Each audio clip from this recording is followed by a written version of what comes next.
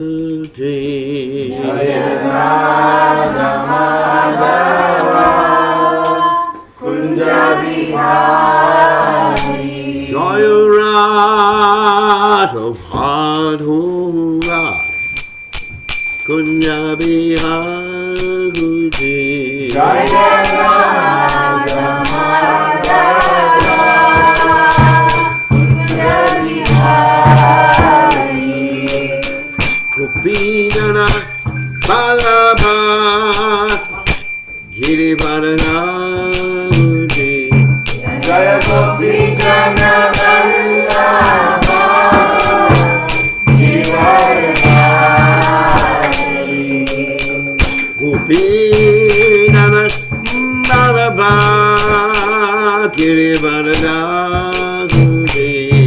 Jaya Gopinana Balaba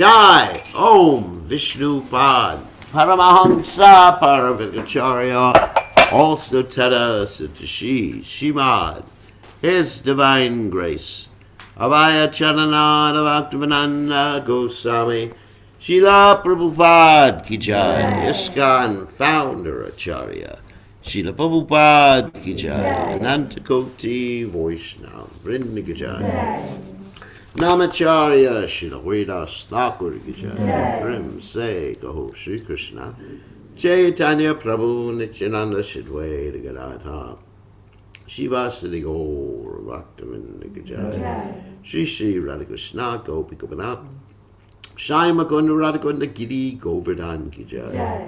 Vrindavanam ki jai. Maturam ki jai. Jagadava Sami ki jai. Yamunamai ki jai. Shrimati Lassi Devi ki jai. Saveda Bhakta Vrinda ki jai. Gaur Premananda Hari. All glory is the assembled devotees. All glory is the assembled devotees. All glory is the assembled devotees. All glory is to Shri Guru and Gauranga Srila Prabhupada ki jai. Namo Vishnu Padaya Krishna Prastaya Bhutale Srimati Bhaktivedanta Swami Nityanamani Namaste Saraswati Devi Gaurvani Pacharni Nivishesha Srinivani Paschatcha Desha Tarani. So, reading from Srimad Bhagavatam, 3rd canto, 29th chapter, text 13. Om Namo Bhagavate Vasudevaya. Om Namo Bhagavate Vasudevaya. Om Namo Bhagavate Vasudevaya. Om Namo Bhagavate Vasudevaya. Om Namo Bhagavate Vasudevaya. Om Namo Bhagavate Vasudevaya. Salokya Sharshti Samipya Sarupyai Katvam Api Uta Diyamanam Na Grinanti Vina Mat Sevana Jana Salokya Sarshti Samipya Sarupyai Katvam Apyuta. No, Apyuta.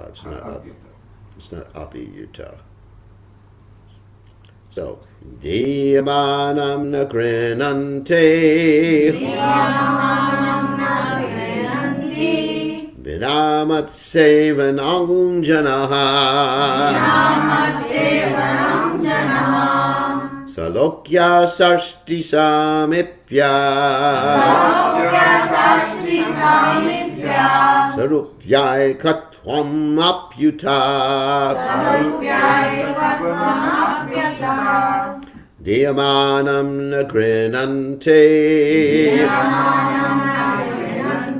Vinamat Sevanam Janaha Salokya Sarshti Samipya Sarupyai Katvam Apyuta.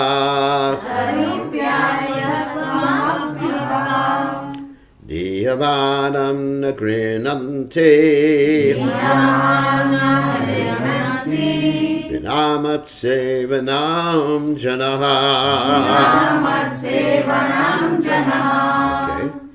Salokya Shashti Samipya Sarupyai Katvam Apyuta Diyamanam Nagrihinanti Vinamat Sevanam Janaha. Salokya Shasti Samipya Sarupyai Katvam Apyuta Diyamanam Nagrinanti Vinamat Sevanam Janaha. Ladies. Salokya Sarshti Samipya Sarupya Ekatvam Salukyaiktvattvamapyuta Salukyaiktvattvamapyuta Diyamanam na grenanti Diyamanam na grenanti Vinamatsevanam janaha Vinamatsevanam janaha Salokya shasti samipya Salokya shasti samipya Sarupya ketvam apyuta Sarupyaktvam apyuta Diyamanam na grananti Diyamanam na grenanti Vinamatsevanam janaha Vinamatsevanam janaha Salokya srishti samipya Salokya shasti samipya Sarupya ektavam apyukta Sarupyaktvam apyuta Diyamanam na grihananti Diyamanam na grenanti Vina matsevanam janaha Vinamatsevanam janaha. All right. So do the word by word synonyms. Salokya. Salokya. Living on the same planet. Living on the same planet. Sarsti. Sarsti. Having the same opulence. Having the same opulence. Samipya. Samipya. To be a personal associate. To be a personal associate. Sarupya. Sarupya. Having the same bodily features. Having the same bodily features. Ekatvam. Ekatvam. Oneness. Oneness. Api. Api. Also. Also. Uta. Uta. Even. Even. Diyamanam. Diyamanam. Being offered. Being offered. Na. Not. Not. Granante. Grananti. To accept. To accept. Bina. Vina. Without. Without. Mat. Mat. My. My. Sevanam. Sevanam. Devotional service. Devotional service. Janaha. Janaha. Pure devotees. Pure devotees. Translation. A pure devotee does not accept any kind of liberation, salokya, sarsti, samipya, swarupya, or ekatva, even though they are offered by the Supreme Personality of Godhead. So, Srila Prabhupada, purport by His Divine Grace, A.C. Bhaktivedanta Swami, Srila Prabhupada Ki Jai. Lord Chaitanya teaches us how to execute pure devotional service out of spontaneous love for the Supreme Personality of Godhead. In the Shikshashaka, he prays to the Lord, O Lord, I do not wish to gain from you any wealth, nor do I wish to have a beautiful wife or a handsome husband, nor do I wish to have many followers. All I want from you is that life after life I may remain a pure devotee at your lotus feet. There is a similarity between the prayers of Lord Chaitanya and the statements of Srimad Bhagavatam. Lord Chaitanya prays, in life after life, indicating that a devotee does not even desire the cessation of birth and death. The yogis and empiric philosophers desire cessation of the process of birth and death, but a devotee is satisfied to remain even in this material world and execute devotional service. It is clearly stated herein that a pure devotee does not desire ekatva, oneness with the Supreme Lord as desired by the impersonalists, the mental speculators, and the meditators. To become one with the Supreme Lord is beyond the dream of a pure devotee. Sometimes he may accept promotion to the Vaikuntha planets to serve the Lord there, but he will never accept merging into the Brahman effulgence, which he considers worse than hellish. Such a katva, or merging into the effulgence of the Supreme Lord, is called kaivalya. Happiness derived from kaivalya is considered by the pure devotee to be hellish. The devotee is so fond of rendering service to the Supreme Lord that the 5 kinds of liberation are not important to him. If one is engaged in pure loving service, transcendental loving service to the Lord, it is understood that he has already achieved the 5 kinds of liberation. When a devotee is promoted to the spiritual world Vaikuntha, he receives 4 kinds of facilities. One of these is salokya. living on the same planet as the Supreme Personality. The Supreme Person, in his different plenary expansions, lives on innumerable Vaikuntha planets, and the chief planet is Krishna Loka. Just as within the material universe, the chief planet is the sun. In the spiritual world, the chief planet is Krishna Loka. From Krishna Loka, the bodily effulgence of Lord Krishna is distributed not only to the spiritual world, but to the material world as well. It is covered by matter. However, but to the material world as well, it is covered by matter. However, in the material world, in the spiritual world, wait a second, it's covered by matter. However, in the material world, yeah, okay, got it. Pronunciation. In the spiritual world, there are innumerable Vaikuntha planets, and on each one, the Lord is the predominating deity. A devotee can be promoted to one such Vaikuntha planet to live with the Supreme Personality of Godhead. In Charsti liberation, the opulence of the devotee is equal to the opulence of the Supreme Lord. Samipya means to be a personal associate of the Supreme Lord. In Sarupya liberation, the bodily features of the devotee are exactly like those of the Supreme Person, but for 2 or 3 symptoms found exclusively on the transcendental body of the Lord. Shivatsa, for example, the hair on the chest of the Lord, particularly distinguishes him from his devotees. Also, there's Brigupad, too. That is the imprint of the foot of Brigamuni. A pure devotee does not accept these 5 kinds of spiritual existence, even if they are offered, and he certainly does not hanker after material benefits, which are all insignificant in comparison with spiritual benefits. When Prahlad Maharaj was offered some material benefit, he stated, "My Lord, I have seen that my father achieved all kinds of material benefits, and even the demigods were afraid of his opulence, but still in a second you have finished his life and all his material prosperity." For a devotee, there is no question of desiring any material or spiritual prosperity. He simply aspires to serve the Lord. That is his highest happiness. Okay. Let's read the verse again. Salokya sarshti samamipya sarupyai katvam apyuta diyamanam anagrinhanti vinamat sevanang janaha. So, Omagana Timirandasha Garanjana Shalakaya Chakshur Unmilitam Yena Tasmai Shi Gurave Namaha. So,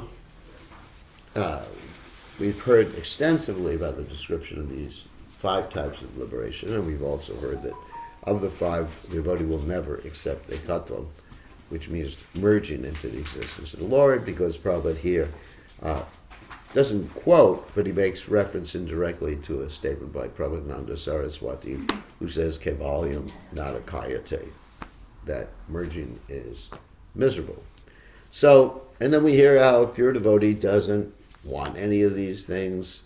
He just wants to stay, if necessary, if Krishna wants him, birth after birth in the material world, serving, and even having to suffer, having to take a physical body. Devotee never takes a material body, but it's a physical body. Like, we have to make that distinction. But Prabhupada had a physical body, but it was spiritual because it was used completely in Krishna's service. But that's not Prabhupada's eternal body. If you were to see Prabhupada in the spiritual world, anyway, you wouldn't. Anyway, I'm not going to describe. But in any case, completely different. He's not doesn't appear as an elderly Bengali gentleman using a cane. They don't have that in the spiritual world. So anyway, so a devotee who's serving in the material world, he doesn't want any of these things. So does that mean he's suffering? Let's try to analyze this. Of course he's completely in love. But what does that love mean? That means that he's experiencing bhav. Actually, bhav means emotions. So what are the emotions that he's experiencing? We find this described by Srila Rupa Goswami in the Nectar of Devotion and other literatures, that he's experiencing, first of all, we're going to go through the list, the vibhav. Does everyone remember what that is? We went over that in some previous class and some previous visit here. Vibhav means that he sees everything in relationship with Krishna and it reminds him of Krishna. Yomam pashati sarvatra sarvam chavani pashati tashaham na pranashami sachamay na pranashati. As Krishna states, and the devotee asked me what was my favorite verse, that's my favorite verse, that one who sees Krishna everywhere and sees everything, Krishna has never lost to Krishna, nor has Krishna ever lost to him. Anyway, so in other words, everything becomes a stimulus to remembering Krishna. You know, even if he sees a dead body, it reminds him of Krishna's instructions, it reminds him of Krishna. If he sees a demon, it reminds him of Krishna. If he sees the sun, it reminds him of Krishna because that's the eye of Krishna. Chakshurasha sabita sakala grahana. So everything is an impetus for his devotional service. It's interesting, isn't it? So it stimulates him because getting more technical, vibhav has two aspects, anlamada and udipana. Anlamada means basically Krishna directly, like when we see the deities, for example. And it also means things related to Krishna. Like, for example, Mukunda physician advising the Nawab, or the Muslim ruler, about medical affairs, and as he was advising him and standing on the high platform where the Muslim ruler was, they started to fan the Muslim ruler with a peacock feather, peacock fan, not just one feather. And he saw the peacock fan, which is composed of peacock feathers, and immediately he fell down in ecstasy. So a pure devotee is always experiencing that sort of ecstasy. I mean, sometimes it gets to a certain extent that he collapses on the ground without any warning. Of course, that's called the Sanchari Baba. Sanchari, you understand? Of Vyabhachari, same thing. Sanchari means moves throughout the body. And there's 33 of those types of ecstasy. And some of them are just like death, or, almost death. Like Lord Chaitanya Mahaprabhu, when he went to see Lord Jagannath for the first time, everyone thought he had passed away. And the breath that was coming from his nostrils was just very, very tiny. So that's a Sanchari Bhava. So, and there's the Ashta Sattvika Bhavas, the eightfold ecstasies that are just there because the devotee is always in contact with Vishuddha Sattva. And then there's his Sthai Bhava, his constitutional ecstasy. And there's Anubhava. Oh, welcome. Welcome, guest. Oh, Andrew, it's good to see you. Did you bring your wife this time? Oh, there she is. Thought you just came alone, taking sannyas now. So anyway, so you have a description of all these different types of ecstasies and expressions of ecstasies, and we look at a pure devotee from the external perspective and say he's really suffering. Like sometimes devotees would say, Prabhupada, you don't look too happy in that particular picture. And Prabhupada said I was experiencing the greatest ecstasy. The pure devotee doesn't really tell you what's going on. Neophyte devotees, they'll tell you they're ecstatic. Just to show off, isn't it? Yeah, they'll just tell you, oh, I'm in ecstasy. I had a dream, Krishna kissed me last night. But a pure devotee will not talk like that. So anyway, but there are other things going on too. What do I mean by other things? That even though one is in this material world, pure devotee is in this material world, something else is happening. He's actually interacting with Krishna simultaneously in the spiritual realm. Not only is everything he sees in this world reminding him of Krishna, but internally and in his meditation, and we find stories like a Srinivasacharya, for example. One time Srinivasacharya was just sitting down in meditation on the Supreme Personality of Godhead, and he didn't come out of his meditation for several days. And his wife was, worried about her husband. He's just sitting there, barely breathing. He hasn't eaten, he hasn't drunk anything for several days. What's happening with my husband? And of course, he was in the spiritual world, even though the physical presence was in the material world. He was in the spiritual world. And being in the spiritual world, he was looking for something that Radharani had lost, like her toe ring or something like that. And he was looking. So the Srinivasacharya's wife, she thought, what am I going to do with my husband? He's going to die if he doesn't eat anything or drink anything. And so she thought, let me call for one of his best disciples. His name was Ramchandra Kaviraj. And Ramchandra Kaviraj came. And she said to him, you got to do something about Guru Maharaj. I'm really worried. So he said, don't worry, I'll take care of it. So he sat down next to his spiritual master, or maybe at the feet of the spiritual master, because one's not supposed to sit right next to the spiritual master. And he entered into the same pastime. So the pastime was real. That's amazing. Wow. It's real. It wasn't just like something that he was just like meditating on. Sometimes we will meditate on something or have a dream, and it's not real.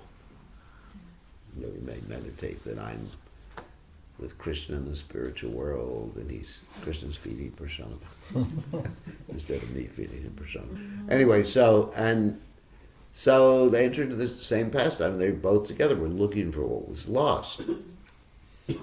Yeah. And then they found it. And then they both came out of meditation at the same time. Yeah, we found it. And there's stories about Srinivasacharya in the Bhakti Ratnakara by Narahari Chakravarti. It's a really interesting book. And other times he would go into these sorts of meditation, and he would bring things back from the spiritual world. He'd come back and there'd be a garland. This is not from the spiritual world, I tell you it's not. Because it had no scent to it. So this is artificial flowers. They add dyes so they can make different colors. Anyways, sometimes. And of course then there's a story about Shaimananda, Dukhi Krishnadas, that he was in the Kunj and cleansing the Kunj, and he found this anklet of Srimati Radharani, and then, to make a long story short, he was given a mantra where he can enter into the pastimes any time. And when his guru got really, I'm not going to tell the story, but it's an interesting story. His guru got really angry when the guru gave him the name Shamananda. And one day he appeared with Shamananda different tilak, and his guru gave him. His guru's name was Hridaya Chaitanya. And he was a coward boy, and he said, what are you doing changing rasas? You're supposed to be a coward boy, your guru's a coward boy, you're supposed to be a coward boy. And he wasn't, he was a gopi. And so, he was able to enter into the pastimes like that. And basically, one time his guru got really upset with him, and he had to enter into the pastimes to get his name, Shaimananda, written on him by Subal, and then tilak placed so that it wouldn't come off, so his guru tried to get rid of it, and his guru just wiped it off, it came back, he wiped off the name, it came back, and guru got a little frustrated. Eventually the guru beat him up, physically. Guru abuse. You can call it child protection service. My guru beat me up. Really intense. I don't think I've ever done that to someone. So anyway, so basically he was actually interacting with Radha and Krishna, specifically with Radharani in these particular pastimes. So this is what's happening. Prabhupada went into trance sometimes. I remember in Atlanta, Georgia, Prabhupada looked at the deities and he basically started to think, what Krishna's in this far off place, so distant from Sridhar Mahaprabhu. I remember, it's one of the things Prabhupada said first when I saw him in Gainesville, Florida. He said, he's something about, this is really a faraway place, anyway.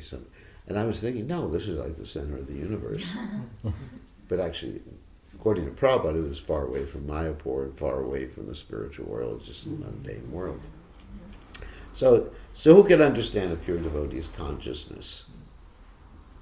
You can't imitate or emulate that particular consciousness. Something else. The point I'm making is something else is going on that we're not aware of.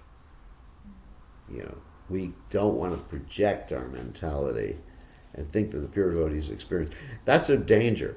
Amarcha Bhuja Suyeta Sarva Deva Mayo Guru. You know that verse? Charya Mam Pijnanayam Navamanyeta Karichet Amarcha Suyeta Sarva Deva Mayo Guru. You ever heard of that verse? No, I don't know the whole, but I do know this verse. But Oh, I you can't don't know say the it. whole. I'm embarrassed. You don't know the whole. Picked a verse you didn't know. So, Acharya Viganiyam Navamanyeta Karichit. That one should not see a pure devotee Navamanyeta Karichit as an ordinary person. Amarcha Budya Suyeta Sarvameda. He's the sum total of the demigods. That doesn't mean he's a demigod, like one of these Monday Sakama devotees, but it's something, it's a glorification. So anyway, that's the position of a pure devotee, and he's enjoying. So don't feel sorry, because he doesn't want to go back to the spiritual world, even doesn't go to the spiritual world. He's enjoying ras and bhav.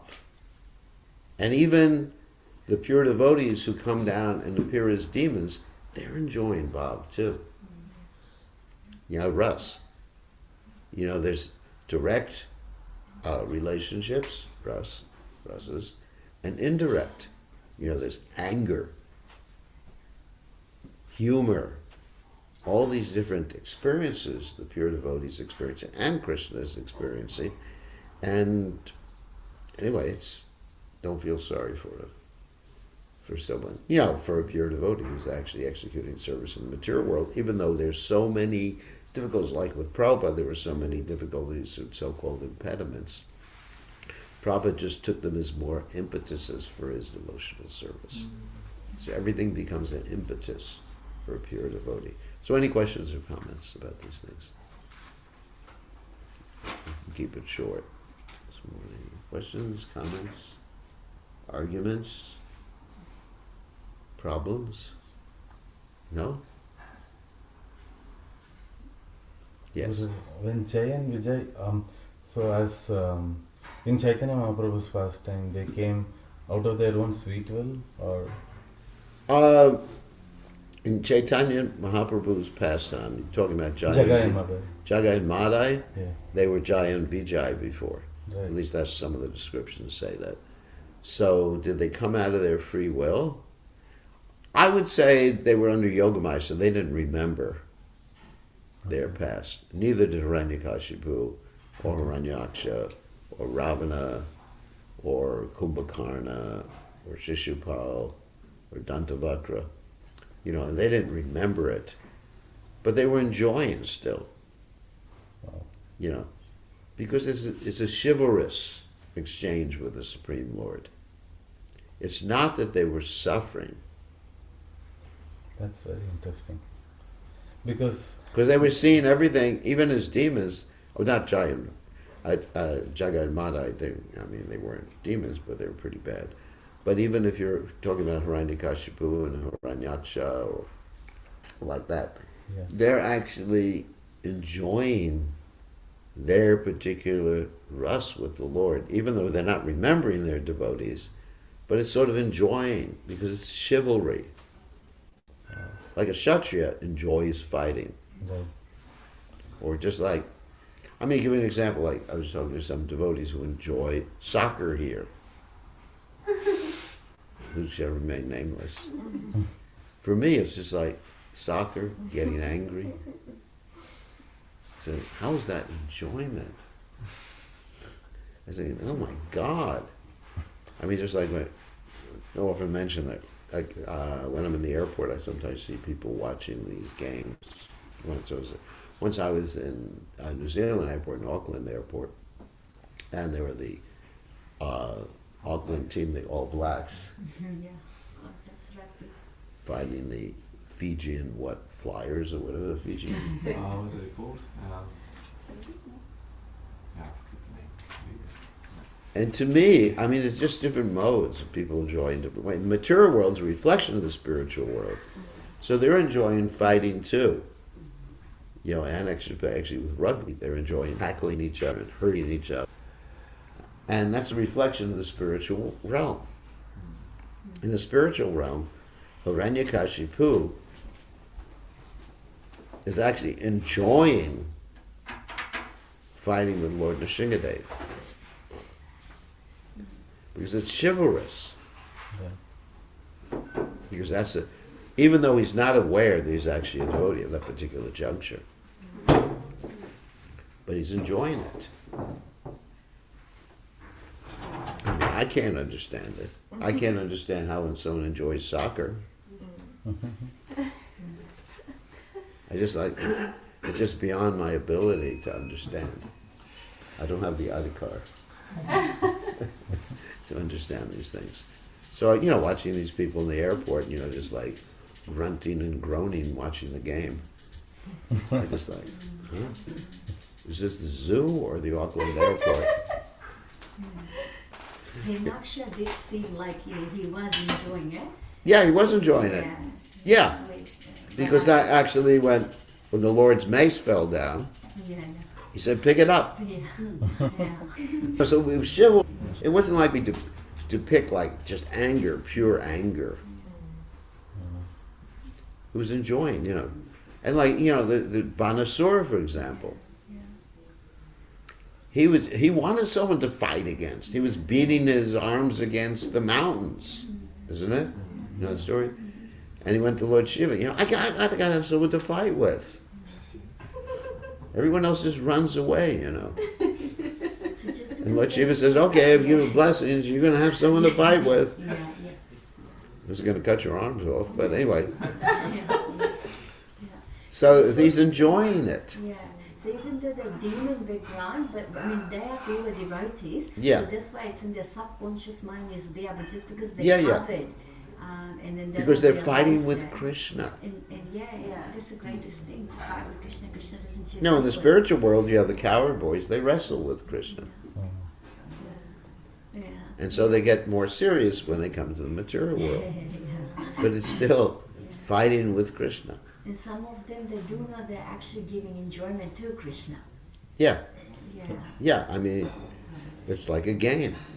So we can understand that is pleasing Krishna, Gurudev, but Yeah. some of their activities are like too eccentric, like for example Ravana like raping or like Jagai Magai, like those kind of activities, how do we understand?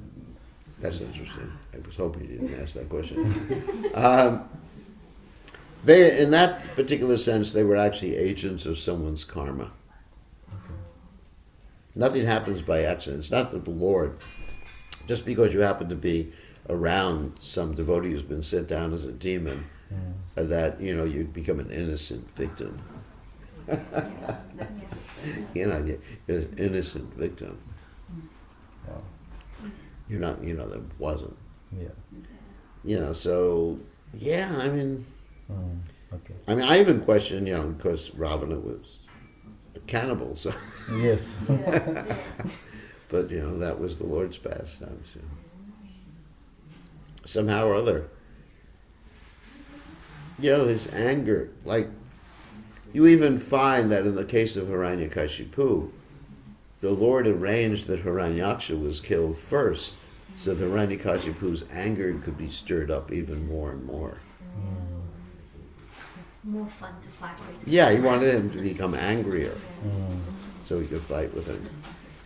Anyway, the devotees enjoy, and even though it's hard for us to understand how that enjoyment is there, especially for those of us not inclined towards sporting activities, it's really hard.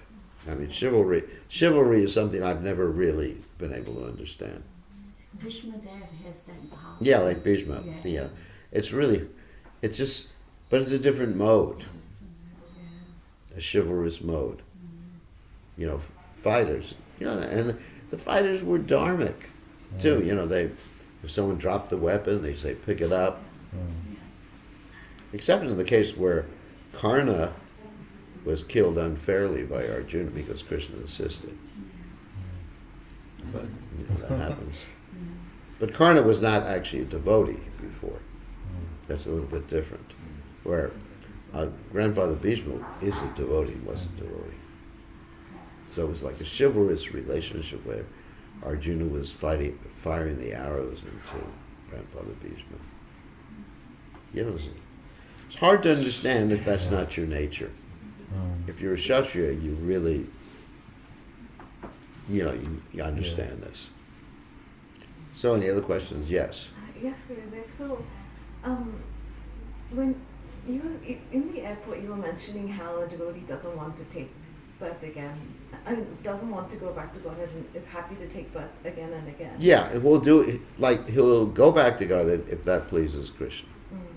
But I was feeling that the more, like in my personal example, I feel that the more I stay here, like there's more chances to get contaminated. More. So I feel. But if you become a pure devotee, there's no chance of getting contaminated. But if you're only in the stage of sadhana, or vaidhi, or even raganuga, or even bhava, yes, there's always a chance. Like Bharat Maharaj. But if you become a pure devotee, Mama Janmani Janmani Shre Vavatad Bhakti Ahoituki Toy. In other words, I'll come back as a pure devotee. That's what Lord Chaitanya Mahaprabhu says. Ahoituki Vavatad Bhakti Ahoikuti Toye. Only as your Ahaikuti, unmotivated devotee. But not, devotee doesn't want to come back as a Kanishta Adhikari. I don't want to come back as a Kanishta Adhikari. I want to come back as Krishna's unalloyed devotee. And there's no chance that you will come back, or a pure devotee can't come back as a Kanishta devotee. Who knows? There's no chance. If Krishna wants, you have to accept it. If a pure devotee can come back as a demon, he can come back as a Krishna devotee. And Bhaktivinoda Thakur prays, that Kita Janma Hoy Yatatu Yadas, Brahma Janma Vahi Mukha Nahayash. He says, what? It can't be Bahimukha. For pure devotees, can't be Bahimukha. Well, he may come back as a demon. You never know. At pastime,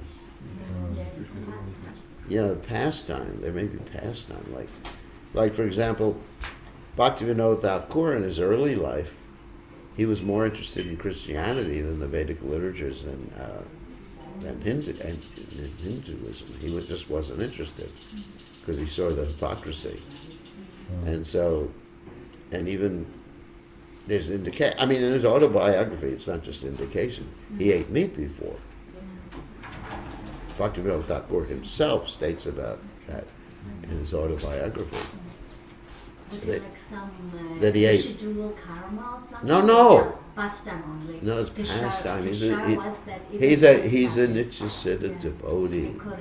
There's no residual anything with Bhaktivinoda Thakur.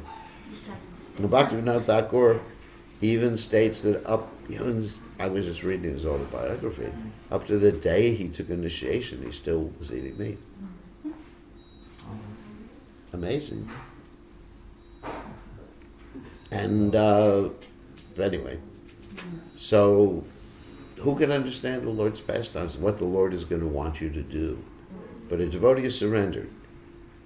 If that gives Krishna happiness, he's willing to take that up.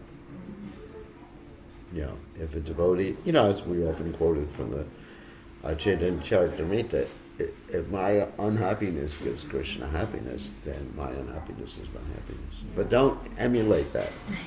Yeah, we should, like what Dina said is true. You should want to go back to Godhead. Want to go back to Godhead. Yeah, you should concentrate, Krishna, take me back to Godhead. And when you have the proper consciousness, then you'll say, Krishna, that's all right, you don't have to take me back to God. But right now, understand, you haven't been in the last few classes because you've been sick. But right now, the point is honesty. Don't pray in a way that's dishonest. Of course, we can repeat the Acharya's prayers and Lord Chaitanya's prayers, but however we pray should be done completely honesty according to our level of realization. You say, like if you pray like Queen Kunti did, that's dishonest and dangerous. Please, Lord, let these miseries happen again and again. The prayer is wonderful, but it's not for you. Isn't it? The last verse is Yeah. swastika. Apuna bhavadarshanam. I do not want to, please let the miseries occur again and again so I can always remember you and not take birth again in the mature world. If you pray like that, Krishna will do it to you. So you're already scared. Ask this question, actually. What? A lot of devotees ask this question. Should we pray like that? They are praying. One of the devotees was telling me that I was praying this. You can chant these verses. Well, you can chant it, but you shouldn't take it as a personal prayer. So chanting, that's what they're. Yeah, we glorify Queen Kunti for her Yeah. bhakti. That's wonderful. Please, Lord, Janmaisvarya Shutasha Shibiradamanada Puman. Please let me become detached from my birth, my so-called good family, my wealth, my learning, beauty. You pray like that, one day you look in the mirror, you're ugly as Serpanaka. Can any of you ladies do that? Tolerate that? You're already on the stage. You look in the mirror and Serpanaka's looking back at you. Oh my God. Yeah. And then you check your bank balance and everything's gone. Yeah, Aishwarya. And then you try to open your mouth and nothing comes out except gibberish. Blah, blah, blah. Yeah, do you want that? No. So anyway, therefore we appreciate her position, but we don't imitate. There's anukara and anusar, which means we follow in the footsteps of pure devotees, but we don't imitate. I don't imitate Prabhupada's austerities. I don't. Prabhupada's sleeping so little and, whatever. I understand what my level of realization is and what I'm able to do, physically, mentally, emotionally. And I do whatever I can do, maximum, according to my level. So be careful. Okay, any other questions? Yes. One more question. Sorry, Guru, can I ask the point which Ashtika Prabhu said regarding the actions of the demons, understanding that in Krishna's arrangement, and you answered that it's part of someone else's karma. Yeah. Can I ask? Yeah, let's say Krishna says that, says, Bir Krishna Maharaj, you're going to be a demon in your next life to please me. So I have to say, I'm happy to do it. I can't say, but I object. Can you find You know, so Ashtika could do it for me. Can I have a substitute? No, if I'm actually want to please Krishna, I would say, Krishna, I'm happy. And I have to mean it. And so then there's a demon, you know, I may have to do some demoniac things. But Karma, you said it's someone else's karma. No, but someone else's karma, for the people who have, let's say I do demoniac things to Ashtika, you know, so somehow it's other, you know, I pass away today and then I'm born as some like Richard Sura.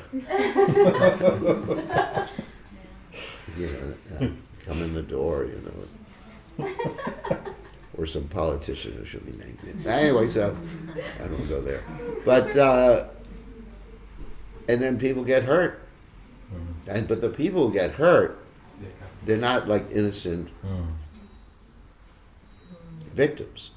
And another thing about karma, karma is actually restorative, it's not retributive. Do you understand that? You don't understand that. Even with ordinary karma, let's say you're dealing with someone on the street who has, you know, he gets attacked or something like that. And that's ordinary karma. He doesn't get attacked by one of the demons that was a devotee before, but just attacked by ordinary, you know, ordinary robber or dacoit or whatever they call it.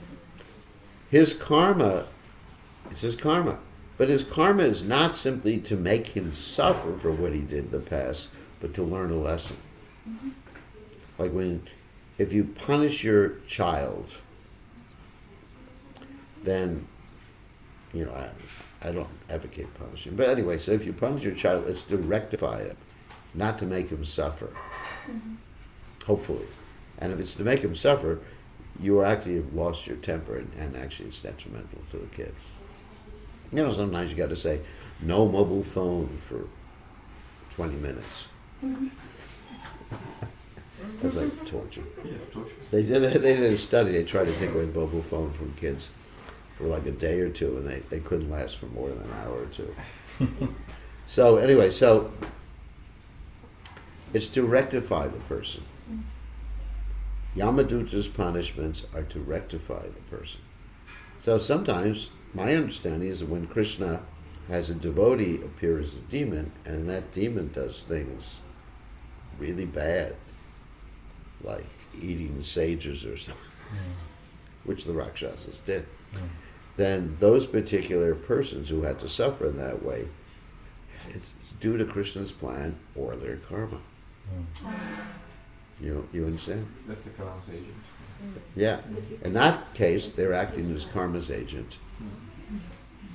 When a devotee has to appear as a demon. I mean, certainly Hiranyaksha, Hiranyakashipu did so many horrendous things to people.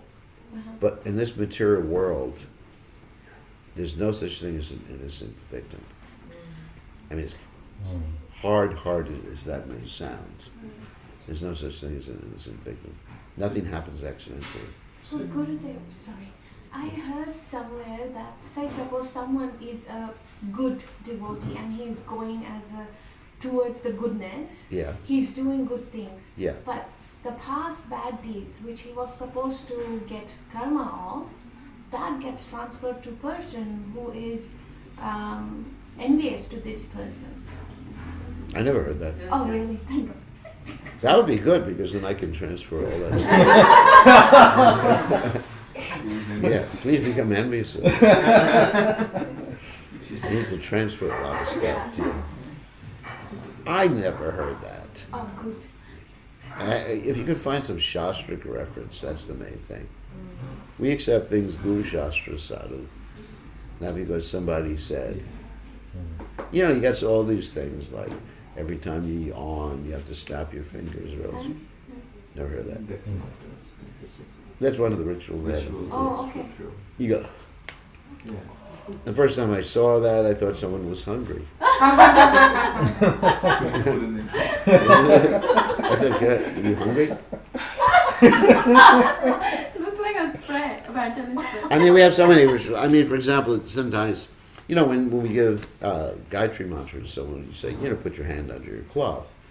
And some devotees, even some gurus in ISKCON, tell you the reason you do that is to protect. The demons will steal your mantra if your hand is out there. Well, if a cloth can protect you from demons, it's a pretty good cloth.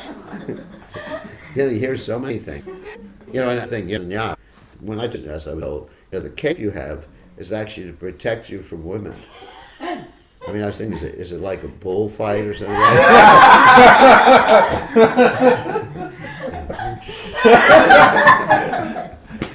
No, but actually, the cape is to collect donations. That's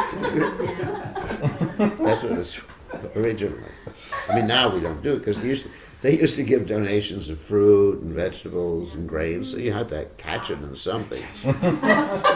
Nowadays, just money. So what's the use of that? That's a bank transfer. You just need bank transfers. So you don't need a cape anymore. So you hear so many things. Especially. What bewilders me is the demon stealing your mantra. How's that going to happen? Where's that powerful demon? And then you have Prabhupada sometimes chanting Gayatri with his, there's pictures of him like that. Does that mean the demon stole his mantra? Not under the cloth or anything. No. Like that. No, the reason you do it, it's a private affair. Private affairs. That's all. Not that the demons do. No. Okay. There's no demons going to steal your mantra. And also, Gurudev, I heard that when we are chanting slowly, Yeah. it's also because this is what I heard, Yeah. that the demons will hear your chanting, and that's. If you chant too slowly, the demons will hear you. No, if you say loudly. And the demons will hear. Actually, I actually believe that. If you chant Hare Krishna, Hare Krishna. That's why. But what about the kirtan? That means the demons will really come and steal everything. No, What's the reason for that? they have people come up with all these different superstitions, rituals that have no basis. Where's the Shastra for it? Guru Shastra Sadhu, right? Where's the Shastra that is a demon, around here is going to look for my Gayatri mantra? So, then you go to your Guru. Guru Maharaj, a demon stole my Gayatri mantra. Can you give me the mantra again? That's true. This is what people tell you. I know. Devotees tell us. Yeah, it's complete. They ask What's for the the reason? ask for the Shastric reference. Where's the Shastric reference? If that's true. There's a reason for it under cloth. Just like it says you're supposed to hide your Ishtadev, your worshipful deity, your beads, and that's why. It's a private thing. We have so many private things we just don't talk about or reveal to others. It's just like if someone's in love, they don't pull out their wallet in front of everybody and show their beloved picture of their beloved. True, it's private. It's private. You keep it in your wallet. Keep your wallet. If you have a credit card, you don't open it up to show. Right? Yeah. It's private. Anyway, ridiculous. Okay. Thank you. All good. Thank you. God bless you. Srila Prabhupada.